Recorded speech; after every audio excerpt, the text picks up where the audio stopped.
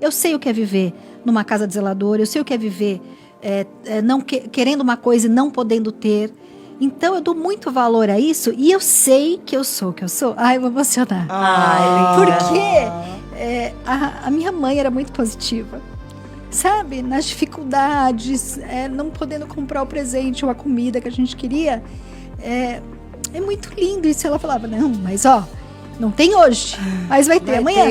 Vai ter não sei o quê. Então era muito positiva. Sim. Porque se a gente... Ai, pera.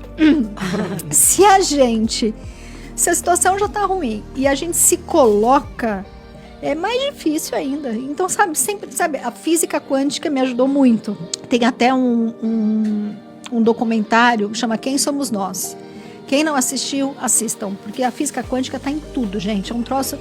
Se você vibra positivo para uma água, essa água é uma. Se você vibra negativo para essa água é outra.